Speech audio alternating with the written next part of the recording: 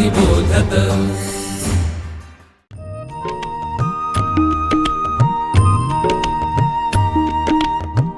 विवेकी अक्षर विवेकी लेखन सुश्राव्य वाचन श्रवणार्थ चरित्रे संस्कारी धीरवीर गाथा रम्य बालकथा अनुभवा अमृताचे शब्द थोर आणि सान सगळ्यांचे कान आनंदावे चालता बोलता ऐकावे पहावे ज्ञानी होत जावे सहजची।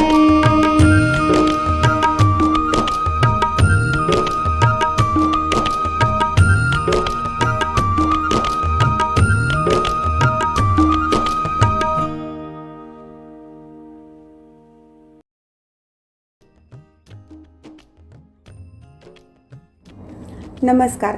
विवेकानंद केंद्र मराठी प्रकाशन विभागाने योगावरील प्रकाशित केलेल्या अनेक पुस्तकांपैकी पातंजल योगदर्शन हे एक पुस्तक.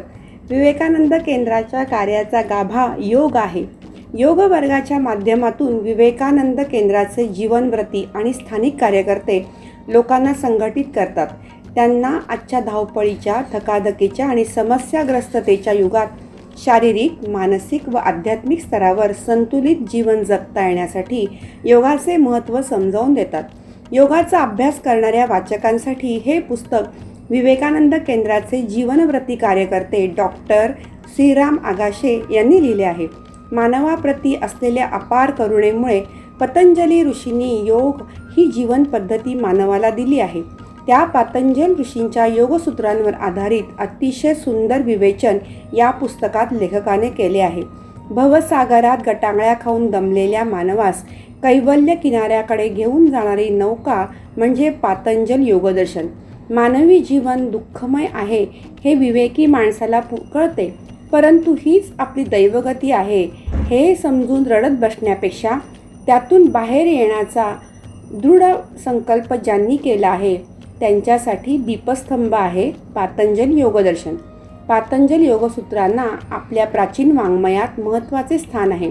ते स्थान 4 वेद 6 शास्त्रे यांच्या पंक्तीत बसावे या योग्यतेचे आहे. पातंजल योगदर्शन यांची मांडणी समाधीपाद, साधनापाद, विभूतीपाद, कैवल्यपाद या 4 भागांमध्ये पातंजल ऋषींनी केली आहे. तेच मूळ सूत्र डोळ्यापुढे ठेवून प्रस्तुत पुस्तकात लेखकांनी या पुस्तकात मांडणी केली आहे. योगशास्त्राचा सखोल अभ्यास करणाऱ्या अभ्यासकांसाठी हे पुस्तक निश्चितच मार्गदर्शन करणारे आहे. आजच्या आपल्या शब्द अमृताचे या अभिवाचन उपक्रमातील उतारा विभूतीपाद या प्रकरणातील अंतरंग योग यावरील निवडला आहे. योगाचा अभ्यास करणाऱ्या सर्वांसाठी विवेकानंद केंद्र मराठी प्रकाशन विभागाने 256 पाने असलेले हे पुस्तक केवळ 150 रुपयात उपलब्ध करून दिले आहे. त्यासाठी जरूर संपर्क करा 9881061686 या मोबाईल नंबरवर. चला तर मग ऐकूया पातंजल योगदर्शन या पुस्तकातील अंतरंग योगमधील उतारा.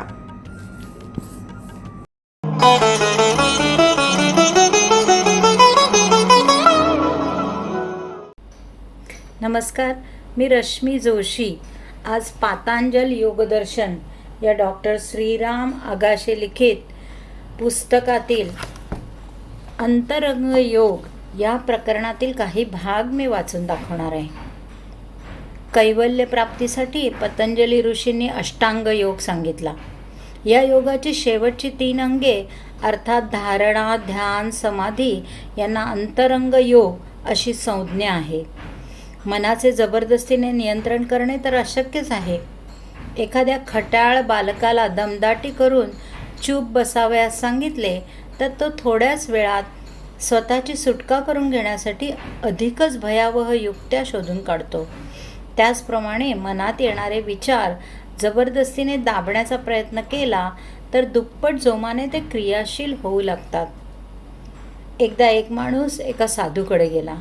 साधूला साष्टांग प्रणिपात करून तो म्हणाला, महाराज, मी विद्वान माणसांची भाषणे ऐकली आहेत.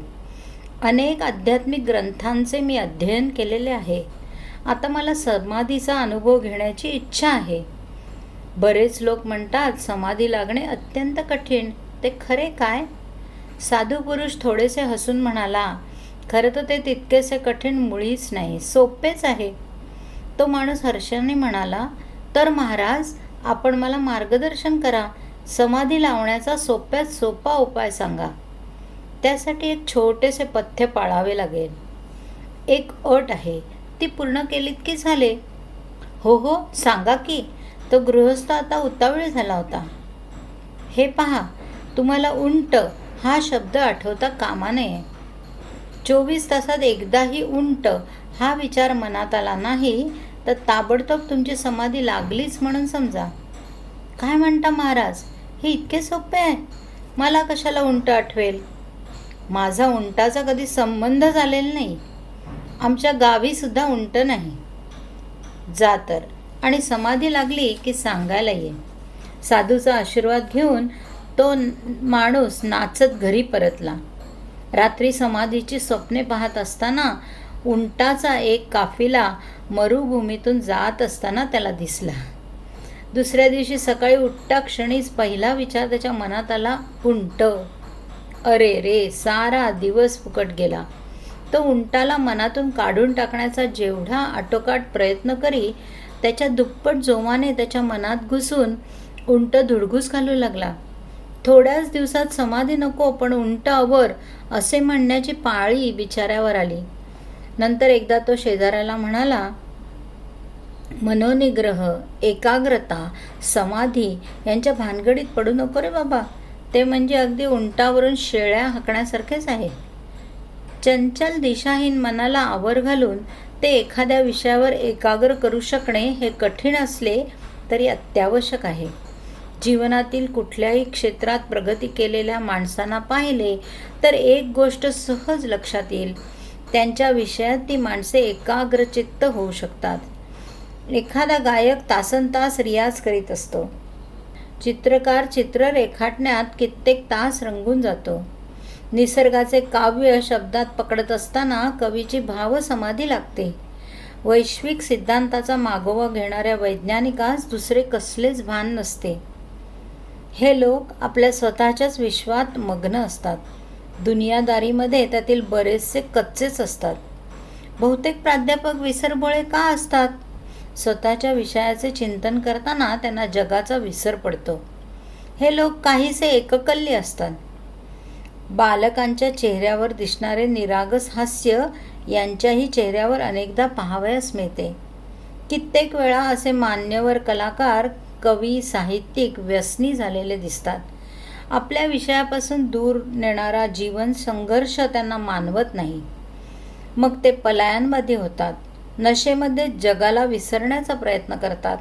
त्यांचे शारीरिक व मानसिक दुष्परिणाम त्यांना अर्थातच भोगावे लागतात. उपरोक्त भावनिक किंवा बौद्धिक एकाग्रता व धारणा यामध्ये फरक आहे. एकतर एकाग्रता ही बाह्य विषयावर मन केंद्रित करण्याची प्रक्रिया असल्यामुळे मन बहिर्मुख होते. धारणेची सुरुवात बाह्य विषयाने होऊ शकेल, पण धारणेचे अंतिम लक्ष मनाची दिशा बदलणे, ते अंतर्मुख करणे, चेतना निर्माण करणे हेच आहे. भावनिक व बौद्धिक एकाग्रतेमध्ये विचारांच्या प्रवाहाला निश्चित दिशा असली तरी एका विचारातून अनेक विचारांची शृंखला निर्माण होते. एखादा कवी एखादे सुंदर फूल पाहतो. त्याचे सर्व विचार फुलाविषयीचेच असतात. त्यातून अनेक उपमा अलंकारांनी युक्त काव्याचे सृजन होते. एखाद्या भौतिक रहस्याचा शोध घेत असताना वैज्ञानिकही त्या विषयाचा अनेक दृष्टिकोनातून सांगोपांग विचार करतो. या उलट धारणेच्या सुरुवातीला जरी अनेक विचार असले तरी धारणेचे लक्ष अनेक विचारांकडून एका विचाराकडे जाणे व तेथून विचारांच्या पलीकडे भरारी मारणे हे आहे. पतंजलींनी धारणेची व्याख्या खालील सूत्रात केली आहे. देशबंध चित्तस्य धारणा चित्ताला मर्यादित क्षेत्रात बद्ध करणे म्हणजे धारणा. मनोव्यापार एखाद्या विषयाच्या मर्यादेबाहेर जाऊ न देणे. वरील सूत्र स्पष्ट करण्यासाठी एक उत्तम उदाहरण नेहमी दिले जाते. एखाद्या गायीच्या गळ्यात दोरी बांधून तिचे दुसरे टोक जमिनीत ठोकलेल्या खुंटास बांधले तर गायीच्या हालचालीचे क्षेत्र मर्यादित होईल. तो खुंट केंद्रस्थानी मानून गाय बांधलेल्या दोरीची लांबी त्रिज्या धरून एक वर्तुळ काढले तर मर्यादित क्षेत्राचा आकार कळेल. आता समजा ती गाय एकाच दिशेने वर्तुळाकार फिरत राहिली तर दोरीचे खुंटाला वळसे बसतील, त्यामुळे त्रिज्या कमी होत जाईल, मर्यादित वर्तुळाकार क्षेत्र कमी होत जाईल. असे होत होत शेवटी गाय खुंटाला पूर्णपणे जखडली जाऊन तिची हालचाल होऊच शकणार नाही. धारणेमध्ये याचप्रमाणे विचारांची मर्यादा हळूहळू कमी होत जाते व शेवटी एकच विचार शिल्लक राहतो. त्या एकाच विचाराने सारा चित्ताशय भरून जातो. तात्विकदृष्ट्या धारणेसाठी कोणताही विषय निवडता येईल, परंतु योग साधनेचे लक्ष चित्त शांती हे असल्यामुळे चित्त उत्तेजित करणारा विषय अर्थातच उपयोगी नाही. बौद्धिक किंवा भावनिक उत्तेजना न देणाऱ्या एखाद्या विषयावर मन स्थिर करता येईल.